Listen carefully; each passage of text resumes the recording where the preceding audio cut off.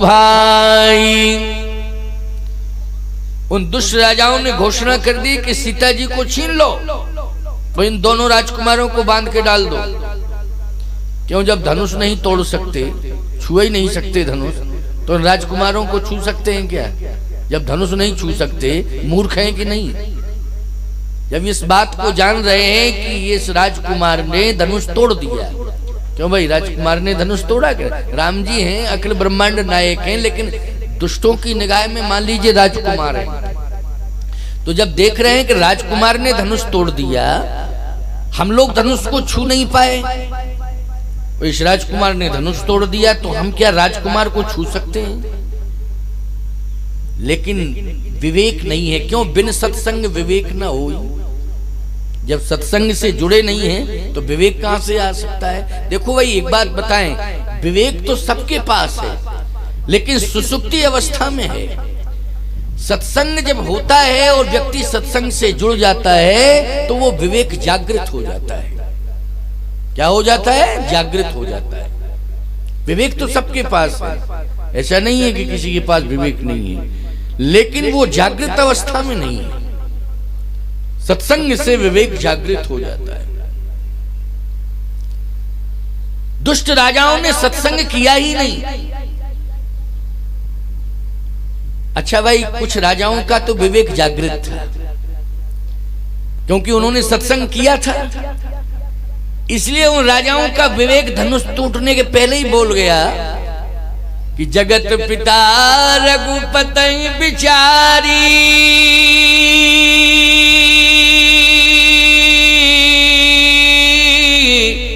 भरी लोचन छबिले हो निहारी।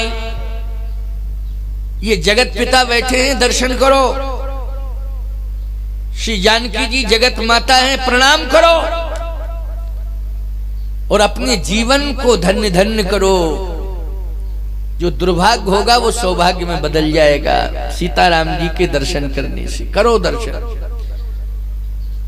बोलो, ये राजा सत्संग से जुड़े थे, इनका विवेक जागृत था कि नहीं था? तभी तो इनका विवेक बोल रहा है जगत पिता रघुपति बिचारी, भरी लोचन छबिले हो निहारी। ये विवेक जागृत है। लेकिन ये मूर्ख राजाओं का विवेक बोले सुषुप्ति अवस्था में है, क्योंकि सत्संग से दूर हैं, सत्संग में पहुंचे ही नहीं हैं, साधुओं का संग ही नहीं किया है,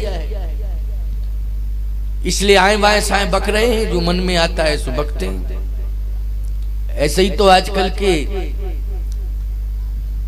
नास्तिक लोग जो सत्संग से दूर हैं वो आए बाएं साएं बकते हैं। सत्संग हो रहा है,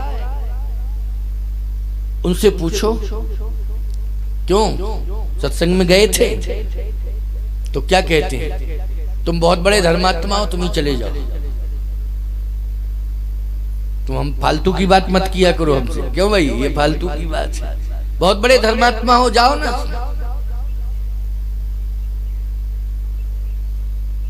सावधान, ये गलत भाषा का प्रयोग वही करते हैं जिनका विवेक सुसुप्ति अवस्था में है, और जिनका विवेक जागृत है। अगर वो आए भी नहीं हैं और आप कहेंगे तो यही कहेंगे जाना तो था लेकिन कोई विशेष कार्य आ गया, लेकिन हमें मालूम है कि अमुक तारीख तक सत्संग होगा, हम जाएंगे जरूर। क्यों भाई? परिस्थिति बताएंगे वो, और बड़ी शालीनता से बोलेंगे, संतुष्ट कर देंगे, क्योंकि उनका विवेक जागृत है, समझदार है। यहां भी जनकपुर धाम मिला इन राजाओं को, भगवान राम का दर्शन भी मिला इन राजाओं को, साधु संत सब बैठे उनका दर्शन मिल रहा है, लेकिन इसके बाद भी विवेकहीन। बोलो, हैं विवेकहीन कि नहीं? हैं? विवेकहीन है। इसलिए मैं कहता हूं कि किस गांव में धर्म नहीं है, किस गांव में ईश्वर नहीं है,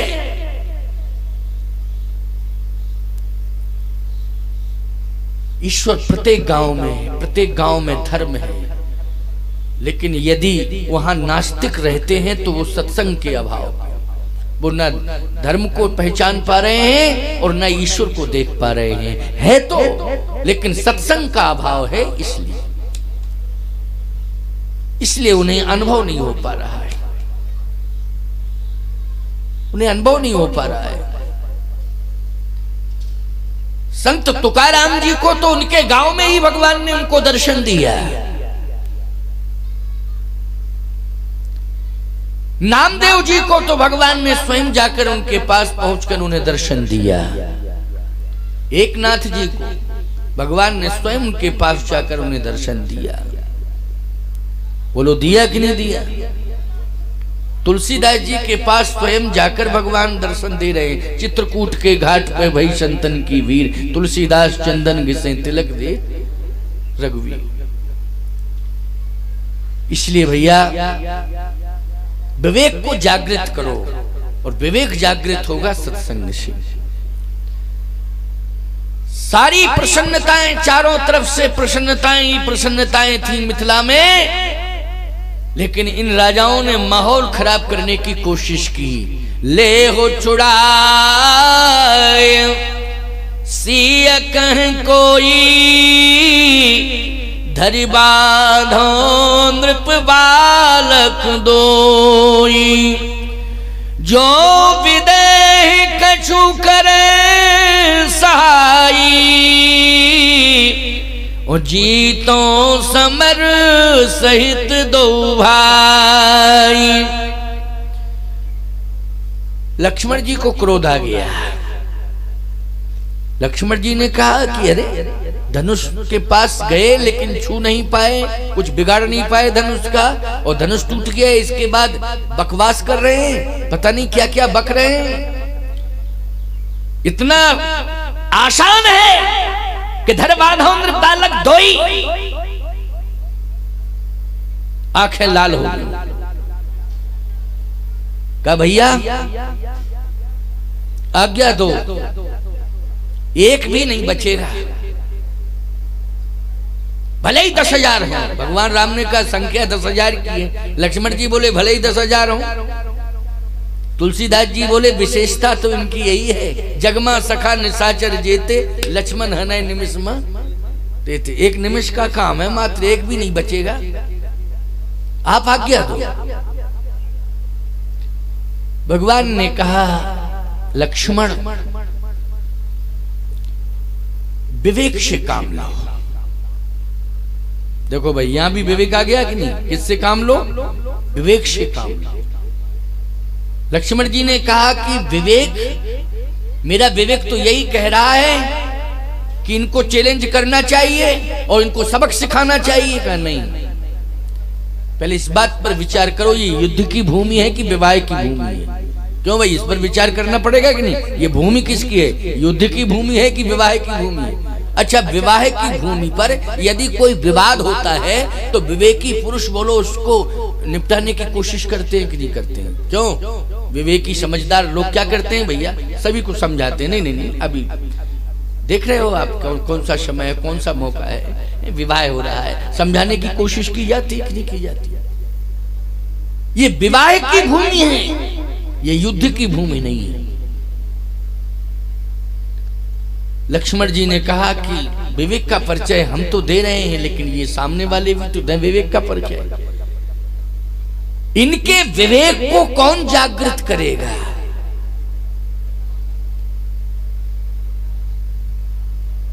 इनके विवेक को आप जागृत कर दें। भगवान राम ने कहा कि क्या बताएं, इस समय हम दूल्हा बने हुए हैं, और दूल्हा जो है विवाह में बोलता नहीं है, मौन होता है। क्यों? विवाह के समय दूल्हा जो बनता है उसको यही शिक्षा दी जाती है, कम बोलना, कम बोलना। अच्छा, वो कम बोलता है, क्यों भाई? बोलता है कि नहीं? बैठा रहता है? अच्छा, जो लोग कम बोलते हैं तो लोग यही तो कहते हैं मजाक में, क्यों कह दूल्हा हो, दूल्हा बने बैठे हो। अरे कुछ बोलते बोलते नहीं हो, दूल्हा बने बैठे हो। क्यों? मजाक में लोग कह देते हैं। अच्छा, मंदिर में जो भगवान है वो काम सब कुछ करता है लेकिन बोलता नहीं। क्यों? सारा कार्य वही कर रहा है, मंदिर में बैठा हुआ भगवान, लेकिन दर्शन करने जाते हो तो तुम ही तो बोलते रहते हो, ओम जय जगदीश हरे, श्री रामचंद्र कृपाल भजमन, हरण भव वह दारुणम। वो तो बैठा ही रहता है। क्यों भाई? भगवान बोलता कम है, काम ज्यादा करता है। दूल्हा भी भगवत स्वरूप होता है, इसलिए वो बोलता नहीं है, लेकिन महिमा मंडित होता है, उसी की महत्वपूर्ण भूमिका रहती है विवाह में। मुझे ऐसा लगता है कि बोलना कम चाहिए, सुनना ज्यादा चाहिए।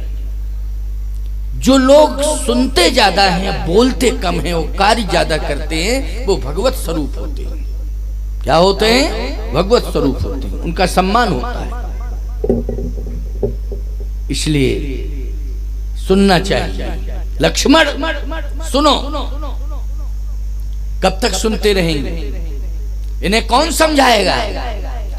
भगवान राम ने कहा एक परंपरा है कि जो विवाह होता है वो विवाह पुरुषार्थ के बल पर नहीं होता है, कृपा के बल पर होता है। विवाह जिसके घर में होता है, सबसे पहले वो देवी देवताओं के पास जाता है और प्रार्थना करता है। क्यों करता है प्रार्थना की? नहीं, देवी देवताओं के पास जाता है। सावधान, विवाह है एक मांगलिक व्यवस्था है। किसी के घर में विवाह हो, विश्वास रखना चाहिए उस विवाह को देवी देवता संभालते हैं। कौन संभालते हैं? देवी देवता। हिंदू सनातन संस्कृति की तो यही मान्यता है, मैं अन्य धर्मों की बात नहीं करूंगा, लेकिन हमारा विश्वास है, आप सबका विश्वास है, जितना हिंदू समाज बैठा हुआ है वो लोग सभी का विश्वास है कि जब भी आपके घर में विवाह होगा तो देवी देवता स्वयं आके संभालते हैं। इसलिए सबसे पहले देव स्थानों पर जाकर आप प्रार्थना करते हो कि नहीं करते हो? भगवान राम ने कहा इस विवाह में भी देवी शक्ति काम कर रही है। धनुष टूटा, देवी शक्ति ने काम किया है। धनुष को सुरक्षित किसने किया है? देवता ने सुरक्षित किया। बोलो भाई, देव नहीं महादेव ने, देव नहीं महादेव ने। कल सुना था ना, किसने सुरक्षित किया था? बोलो। नहीं तो 10,000 मिलके तोड़ डालते कि नहीं तोड़ डालते, लेकिन सुरक्षित कौन किए थे? देवादिदेव महादेव। विश्वास रखो, इस धनुष को भी सुरक्षित किया है तो किसने किया है? महादेव ने किया है। जनक की प्रतिष्ठा को भी रखा है तो किसने किया है? महादेव ने। इसलिए मुझे विश्वास है कि इस विवाह में महादेव की शक्ति काम कर रही है। इसलिए इन राजाओं को महादेव ही समझाएंगे। कौन समझाएंगे? महादेव। मुझे महादेव पर विश्वास है, वही समझाएंगे। एक बात आपको बताएं, महादेव से कहा गया कि आप समझाओ। महादेव जी ने कहा कि इन मूर्ख राजाओं को हम नहीं समझाएंगे, फिर हमारा चेला आके समझाएगा और वो 2 मिनट में समझा देगा। अच्छा भाई, महादेव के चेला कौन है? परशुराम जी। शंकर जी के शिष्य कौन है? जल्दी बोलो। परशुराम जी। बोलो, है परशुराम जी कि नहीं? किसके शिष्य हैं? भगवान शंकर के। और आपको मालूम है कि धनुष टूटने के पहले नहीं आए, धनुष टूटने के बाद आए। और आपको ये मालूम है कि जब राजाओं ने बगावत की तब आए। लोग कहते हैं कि परशुराम जी तो धनुष टूटा था इसलिए राम से विवाद करने आए थे। राम ने धनुष तोड़ा इसलिए राम से विवाद करने आए थे। राम से विवाद करने नहीं आए थे, राम से तो संवाद करने आए थे और राजाओं के विवाद को निपटाने के लिए आए थे। राजाओं के विवाद को निपटाने के लिए आए थे और प्रभु राम से संवाद करने आए थे। बोलो, आए थे कि नहीं आए थे? इसलिए परशुराम राम संवाद नहीं है, परशुराम राम विवाद नहीं है, परशुराम राम संवाद है। लक्ष्मण परशुराम भी विवाद नहीं है, परशुराम लक्ष्मण संवाद है। बोलो, रामायण में संवाद ही लिखा है कि नहीं लिखा है? ये विवाद लिखा है, संवाद। देवताओं में विवाद नहीं होता है, संवाद होता है। भगवानों में विवाद नहीं होता है, संवाद होता है। ये तो मूर्खों में होता है विवाद। बोलो, किस में होता है? मूर्खों में विवाद होता है। इसलिए रामायण शिक्षा दे रही है, ठीक से पढ़ा करो रामायण को, ठीक से समझा करो रामायण को, ठीक से सुना करो रामायण को। ये कभी मत कहना कि परशुराम जी विवाद करने आए थे। वो तो संवाद करने आए थे और जो राजाओं का विवाद था उस विवाद को निपटाने के लिए आए थे। महादेव जी स्वयं प्रेरक बन गए। कौन बन गए? महादेव जी प्रेरक बन गए। इसलिए तहीं अवसर, गोस्वामी जी ने तहीं अवसर लिखा है। बोलो लिखा है, जब राजाओं ने कहा ले उछुड़ाए सिय कह कोई, और धर बांधो नृप बालक दोई, और जो विदेह कछु करें सहाई, तो जीतो समर सहित दो भाई। तहीं अवसर सुन सिउ धनु भंगा, आयु भृग कुल कमल पतंगा। उसी समय परशुराम जी आ गए, और जैसे ही परशुराम जी महाराज आए, भगवान राम ने कहा लक्ष्मण अब चिंता करने की जरूरत नहीं। लक्ष्मण जी ने कहा क्यों? कहा बस इंतजाम हो गया, अब निश्चिंत हो जाओ। क्यों? कहा इस विवाह को संपन्न कराने में एक महाशक्ति का और योगदान हो गया। अभी तो केवल भोले बाबा थे, अब गुरु और चेला दोनों ही जुड़ गए। अभी तो केवल गुरु ही जुड़ा था, लेकिन अब चेला भी आ गया है। इसलिए अब इंतजाम पूरी तरह से हो गया, सुरक्षित, हम सब सुरक्षित हैं, चिंता करने की कोई जरूरत नहीं। लक्ष्मण जी ने कहा कि ये 10,000 हैं, अकेले ये बाबा क्या करेगा? अरे बोले कमाल का बाबा है, देखो तो। बाबा को तुम साधारण समझ रहे हो क्या? है देखो। और वास्तव में हुआ ये, आप सब जानते हैं, रामायण पढ़ते हैं, हमें वो विस्तार से प्रसंग नहीं कहना है, प्रसंगों को आगे बढ़ाएंगे, लेकिन संकेत दे रहा हूं। क्या? तहीं अवसर सुन सिउ धनु भंगा, आयु भृग कुल कमल पतंगा, आयु भृग कुल कमल पतंगा। जैसे ही परशुराम जी महाराज आए, फरसा हाथ में है, परशु हाथ में लिए, प्रवेश द्वार पर खड़े हो गए फरसा लेके, आंखें लाल हैं। और ये राजा सब तलवारें निकाले थे, सब लड़ने के लिए तैयार थे, अपनी अपनी तलवारें सब में निकाल ली। हाथ में तलवार, प्रत्येक राजा के हाथ में तलवार थी, युद्ध करने के लिए तैयार। जो भी आएगा उसको मारूंगा, कोई भी आ जाए छोड़ूंगा नहीं, उसी को मारूंगा। राजाओं का इरादा यही हो गया था, सबके हाथ में तलवार। अब बताओ, कोई भी बचाने आए वही मरे। जनकपुर के लोग अगर आते आएंगे तो फिर सब मरते। क्यों? विवाह में दुष्ट ही लाठी चलाते हैं, तलवार चलाते हैं, सज्जन कभी नहीं चलाते। बोलो भाई, सज्जन लोग तो हाथ जोड़ते हैं। बोलो जोड़ते हैं कि नहीं जोड़ते हैं? लेकिन ये सब तलवार चलाने के लिए आमादा हैं। सबने अपनी अपनी तलवारें निकाल ली, म्यान से तलवारें निकाल, जो भी आएगा उसी का सर कलम करूंगा। लक्ष्मण जी ने कहा एक फरसा और अनेक तलवारें। कहे अभी देखो तो।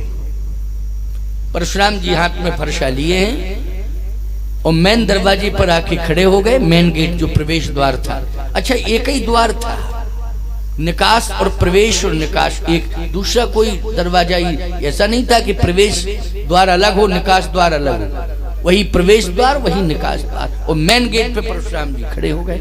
अच्छा, राजाओं के भगने के चांस भी खत्म। जब दूसरा कोई दरवाजा ही नहीं है, एक ही दरवाजा, तो भाग भी नहीं सकते हैं। अब परशुराम जी फरसा लेके खड़े हो गए। राजा लोग सब कह रहे थे आक्रमण। इतने में परशुराम जी ने कहा सावधान, हर हर महादेव। परशुराम जी की आवाज हर हर महादेव। राजाओं ने कहा अरे हर हर महादेव कहने वाला कौन आया? और देखा मुड़ के तो परशुराम जी फरसा लिए खड़े। ओह, सबने अपनी अपनी तलवारें म्यान में नहीं रखी, सबने नीचे डाल दी। हथियार गिर गए। नीचे डालने का मतलब क्या हुआ?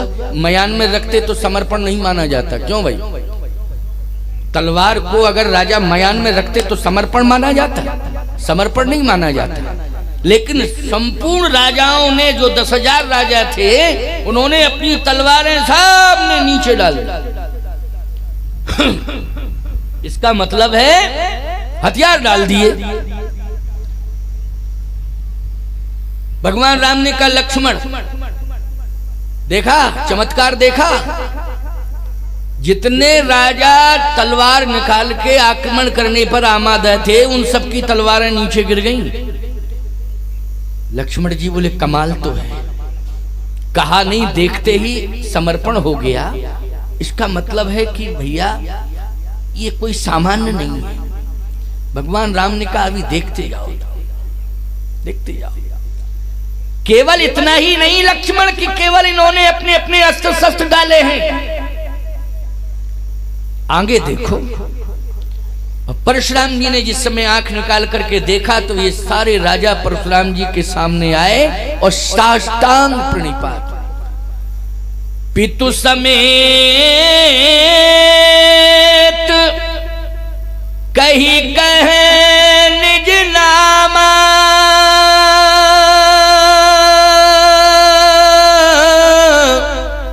लगे करण सब दंड प्रणाम। 10,000 राजा एक साथ परशुराम जी के चरणों में गिर पड़े। अच्छा ये बहुत बड़ा समर्पण है कि नहीं? 10,000 हजार ही आदमी अगर एक साथ गिर पड़े तो बहुत बड़ी बात है, और 10,000 एक साथ, और 10,000 तलवारों का ढेर कितना हुआ होगा कल्पना करो आप। 10,000 तलवारें सब अलग पड़ी हैं, 10,000 राजा सब साष्टांग पड़े हैं। बड़ा अद्भुत नजारा था।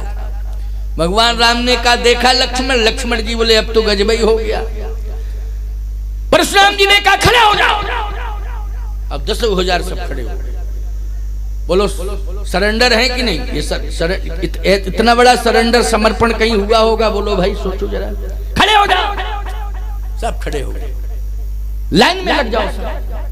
कोई जाना नहीं, लाइन में लगो सब। सारे राजा सब लाइन में खड़े हो गए। हाथ नीचे करो, हाथ नीचे सब। एक राजा बोला मौत आ गई है सबकी। बाबा ने इसलिए लाइन में खड़ा किया है क्योंकि अब ये फरसा चलेगा, और ये वही फरसा है कि हमारे दादा परदादा ये क्यों नहीं बचे इस फरसे से। ये वही तो फरसा है। निश्चित रूप से हम लोग अब बचने वाले नहीं हैं। दूसरा बोला समझ में आया, विवेकहीन हो, बुद्धि नहीं थी। पहले तो विवेकहीनता का परिचय यही था कि घर से चले, पत्नी ने रोका, माने नहीं, यही मूर्खता, यही विवेकहीनता पत्नी ने। अच्छा एक बात बताओ, कोई भी व्यक्ति दूसरा सेकंड मैरिज करने के लिए जाए तो पहली पत्नी रोकेगी कि अनुमति देगी? जाओ जाओ, माला पहना के भेजेगी, तिलक लगा के जाइए दूसरी विवाह के लिए। बोलो भाई विरोध करेगी कि नहीं करेगी? क्या कर रहे हो? दिमाग खराब है तुम्हारा क्या? एक नारी वृत्ति होना चाहिए। बोलो यही कहा जाएगा कि नहीं? ये तो नहीं कहेगी वो पत्नी, पहली पत्नी के जाइए दूसरी मैरिज करके आइए, दूसरी शादी करके आइए। समर्थन नहीं कर सकती है वो, याद रखना। दूसरे विवाह का कभी समर्थन नहीं किया जा सकता है। तो मुझे लगता है वो राजा ठीक ही कह रहा है कि पत्नी ने रोका था। वो कहता मेरी पत्नी ने तो रोका था कि मत जाइए आप, तुम्हारी भी पत्नी ने रोका होगा मत जाइए। तो कहा रोका तो था लेकिन हम माने नहीं, माने नहीं। उसने कहा माने नहीं इसलिए तो मौत आ गई, अब मरो मरो। आज मरने के लिए सब तैयार है, निश्चित है आज तो मौत हो। दूसरी बात यह है कि विवेक का परिचय उस समय देना चाहिए था जब धनुष नहीं टूटा था। तो जनक जी ने कहा तजो आप निज निज गृह जाओ, अपने अपने घर जाओ। उसी समय घर चले आना चाहिए था जब धनुष नहीं टूटा था। और जनक जी कह रहे जाओ अपने अपने घर, तो घर आ जाते तो सुरक्षित तो हो जाते। मरने के लिए बैठे रहे यहाँ, मौत आ गई थी तो मरने के लिए बैठे रहे। अब मौत आ गई, अब मरो। है हिम्मत? ये 10,000 राजा धनुष पर टूट पड़े। ये 10,000 राजा धरबांध और निर्बालक दो ही राम लक्ष्मण पर टूटने का संकल्प ले चुके थे, लेकिन परशुराम जी के सामने जाने की हिम्मत है 10,000 की? बोलो अकेले परशुराम, हिम्मत पड़ रही है? केवल हाथ में एक परशु है, चमचमा रहा है वो। धनुष तो कंधे पर है प्यारे, हाथ में धनुष नहीं है। धनुष कहाँ है? कंधे पर पड़ा हुआ है, लेकिन फरसा कहाँ है? हाथ में। धनुष का तो प्रयोग ही नहीं है, फरसा ही कमाल का है। परशुराम जी ने कहा सब लाइन में खड़े हो जाओ। राजाओं ने कहा कि अब तो मरना निश्चित है। जनक जी आए, जनक जी ने प्रणाम किया। परशुराम जी ने कहा जनक ये भीड़ कैसी है? कहा बेटी का विवाह है। अच्छा बेटी का विवाह है? तो जब बेटी का विवाह है तो मुझे लगता है कि तुम्हारा संबंध कुछ नालायकों से भी है। ये जितने भी 10,000 मुझे दिखाई दे रहे हैं एक लायक नहीं है, ये किसी काम के लायक नहीं है, ये नालायक। राजाओं ने कहा अब तो कन्फर्म है कि मरना ही मरना है, क्योंकि प्रमाण पत्र जारी हो गया कि अब नालायक है ये सब, अब तो मरना ही मरना है। जनक जी ने कहा महाराज हमने निमंत्रण किसी को नहीं दिया था, केवल घोषणा की थी। अच्छा सुन के आए हैं, बिना निमंत्रण के आए, केवल सुन के आए हैं, तब तो और नालायक है। क्यों भाई हैं कि राजा होते हुए भी सुन के चले आए? क्यों भाई राजा को तो सम्मान पत्र चाहिए कि नहीं चाहिए? जल्दी बोलो। एक मजदूर भी होता है, वो भी कहता है भैया एक अगर सम्मान पत्र आया होगा तब तो जाएंगे। निमंत्रण जिसको कहते वही सम्मान पत्र है, आएगा तो जाएंगे, नहीं तो बेटी की शादी है हमारी दुआएं हैं। क्यों भाई बेटी की शादी है हमारी दुआएं हैं, लेकिन हमारे पास सूचना नहीं है, निमंत्रण पत्र नहीं है, तो इसलिए हम जाएंगे नहीं। बेटी की शादी है, मंगल कामनाएं हैं, शुभ कामनाएं। बोलो भाई ये राजा तो सोचेगा ही कि मेरे पास निमंत्रण आना चाहिए था, लेकिन जनक जी कह रहे हैं मैंने किसी को निमंत्रण नहीं दिया है। फिर दीप दीप के भूपति नाना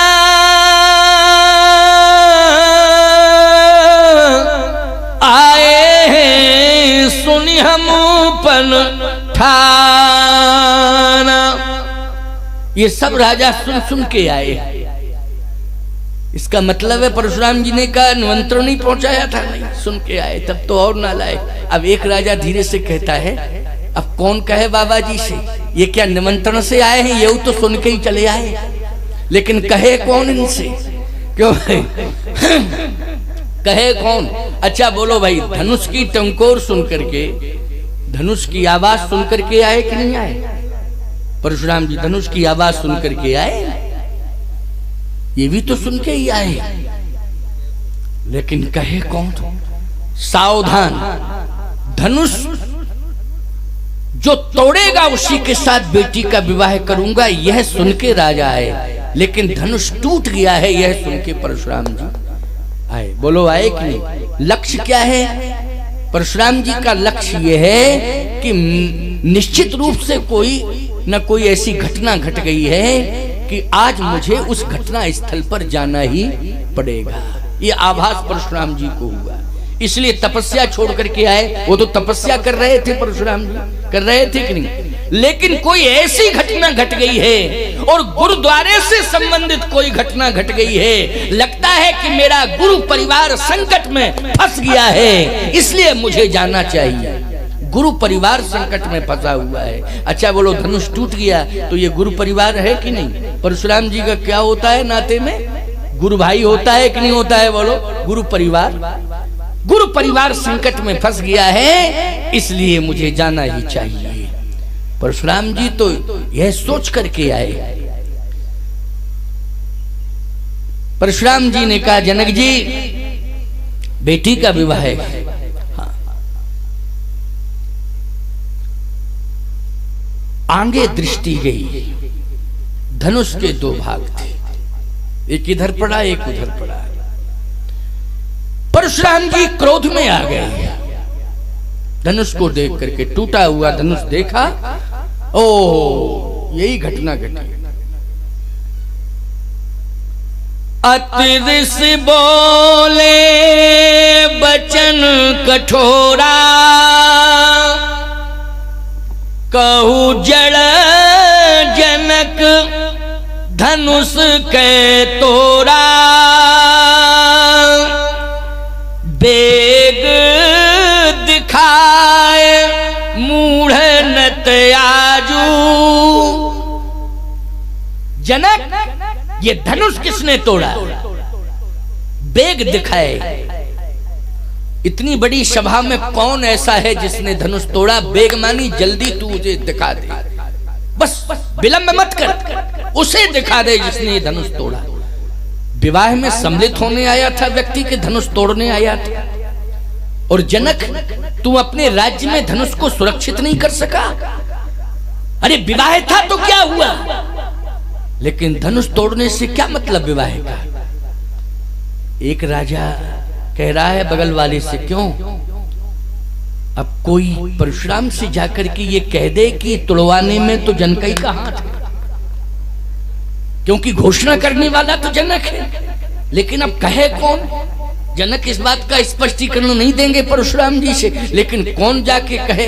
और समस्या इस बात की है, बेग दिखाए और कोई कहने जावे और परशुराम यही समझे कि इसी ने तोड़ा तभी तो चला आ रहा है और सीधा फरसा मार दे तो मर और जाएंगे, समाधान कुछ नहीं होगा। क्योंकि क्रोध में न जाने क्या डिसीजन ले ले।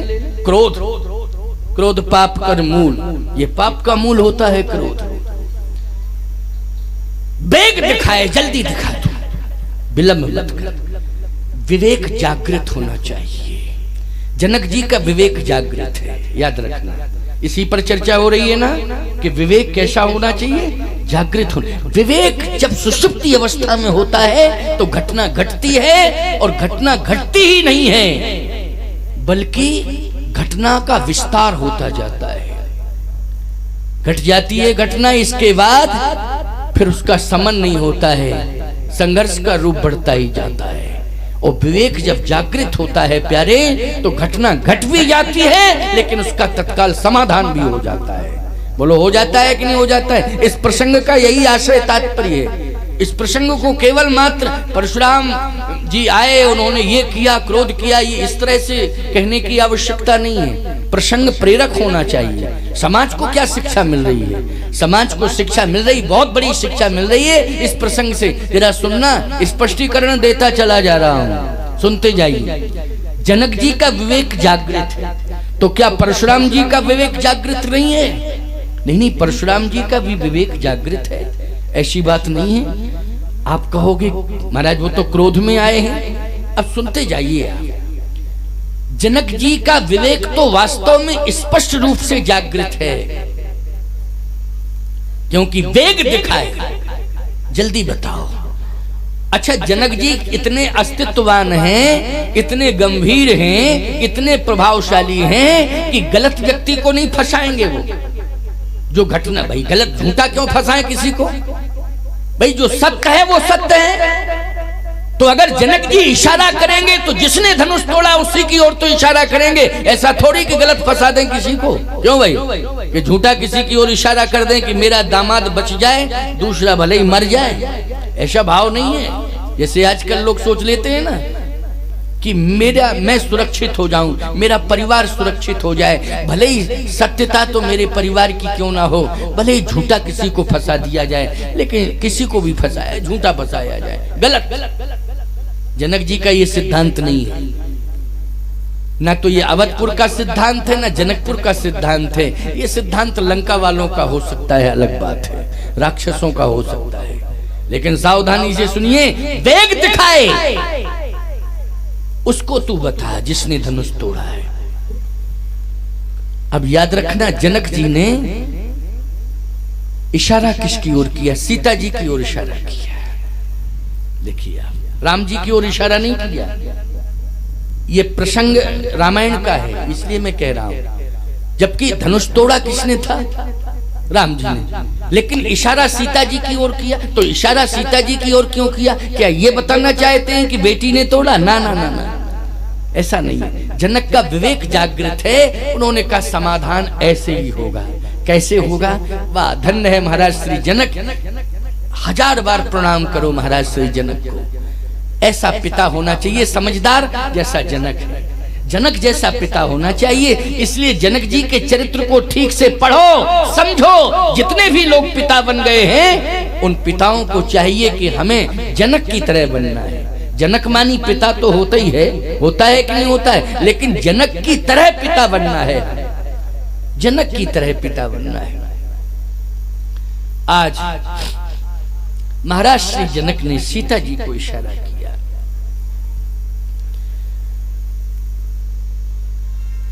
इशारा किया तो सीता जी आ गई।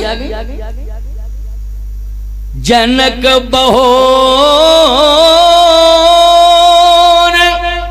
आई सिर नावा, और सीय बुलाए प्रणाम करावा। सीय बुलाए, इशारा किया, इधर आओ बेटी। श्री किशोरी जी की आयु बहुत छोटी है प्यारे, चलिए आई। पिता का इशारा है। देखो जहां पर पिता खड़ा हो वहां भय नहीं होता है। बोलो होता है क्या? जहां पिता खड़ा है वहां किस बात का भय है? तो सीता जी को इशारा किया, नहीं तो ऐसी कंडीशन में कोई बच्ची हो डर जाएगी कि नहीं डर जाएगी? परछा हाथ में, ओ वैसे बाबाओं को देख करके बच्चे डरते हैं। 6 साल की उम्र थी सीता जी की, विवाह के समय 6 वर्ष की आयु थी किशोरी जी की। तो अब 6 वर्ष का बच्चा वैसे भी तो बाबाओं को देख करके डरते हैं बच्चे। क्यों डरते हैं कि नहीं डरते? और तुम लोगों ने भी मानसिकता पता नहीं कैसी खराब कर दी। हम ट्रेन में आ रहे थे, सामने की सीट पर एक बालक रो रहा था, तो देवी जी ने अपने बच्चे को उठाया, संभाला और बार बार उंगली का इशारा, चुप कर चुप कर चुप कर। अब वो चुप है ना, रोए तो एकदम कहती है चुप कर नहीं तो बाबा खा लेगा। अब हम सामने ही बैठे थे, मैंने कहा ये तो बहुत गलत बात है भाई, क्यों इतना गलत संदेश बच्चों को दिया जा रहा है, हैं? अब ये छोटी उम्र में चुप कर बाबा खा लेगा। हमने कहा बाबा बच्चे ही खाते हैं क्या? तुम लोग क्या खाते हो? दाल रोटी खाते हो? जितने बाबा हैं फालतू की बात करती है, चुप, गलत शिक्षा दे रही हो बच्चों। सावधान, भय। साधु बड़ी बड़ी जटाएं परशुराम जी के हाथ में फरसा लिए हैं, लंबी लंबी भुजाएं हैं, बड़ा लंबा शरीर है परशुराम जी महाराज का। जनक जी ने इशारा किया तो सीता जी आ गई। संतुलन कैसे बनता है? जब विवेक जागृत होता है तो संतुलन बनता है, और जब विवेक सो जाता है तो संतुलन बिगड़ जाता है। और बिन सत्संग विवेक ना होई। जनक जी महाराज के यहाँ रोज सत्संग होता है। जनक जी के यहाँ क्या होता है? रोज सत्संग होता है। जनक जी स्वयं में वक्ता है साहब। जनक जी महाराज स्वयं में वक्ता हैं। जासु ज्ञान रवि, विवेक के सूर्य हैं। बोलो क्या हैं जनक जी? विवेक के सूर्य हैं। ज्ञान के सूर्य मानी विवेक के सूर्य हैं। जासु ज्ञान रवि भव निसिनासा, बचन किरण मुनि कमल विकासा। ये तो ज्ञान के सूर्य हैं। अंधकार कहाँ रहेगा? अंधकार प्यारे रह नहीं सकता है। ज्ञान के सूर्य। जैसे ही सीता जी को बुलाया, कहा बेटी प्रणाम कर। जनक बहोर आए सिर नावा। बहोर मानी पहले प्रणाम कर लिया था, अब दोबारा प्रणाम किया और बेटी को बुलाया। क्योंकि परशुराम जी कह रहे थे वेग दिखाया मूढ़ न थे आजू, जल्दी दिखा जिसने धनुष तोड़ा। और अगर नहीं आता है वो जिसने धनुष तोड़ा है तो एक तो वो अलग हो जाए समाज को छोड़ के, नहीं तो जनक तू दिखा दे कि किसने तोड़ा, और नहीं वही अलग हो जाए। सो बिलगाय बिहाय समाजा,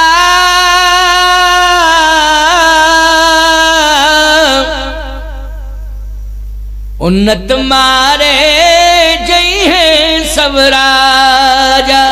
या तो वो समाज से अलग हो जाए, और जनक नहीं तो तू स्पष्ट रूप से बता दे किसने तोड़ा है, नहीं तो मैं जितने राजा बैठे हैं सब मारे जाएंगे, कोई बचेगा नहीं, सबको मारूंगा, एक को भी नहीं छोड़ूंगा।